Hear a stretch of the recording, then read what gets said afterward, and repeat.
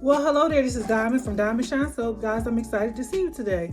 Okay, so today, this is a special video for my tier 2, which is the $20 tier, where I'm teaching you guys how to make toppers, like product toppers for your stuff. Now, if somebody came up to my table, a child, and they saw these little cute princesses on here, this will cause my product to instantly go up. They will not only want it because of the colors and everything. For the bath bomb powder is yellow. I'm gonna turn it around.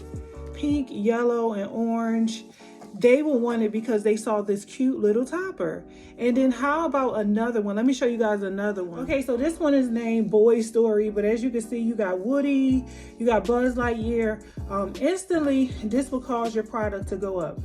So let me tell you a little about this topper, the materials and everything, so you guys will know exactly what to get and what these things do.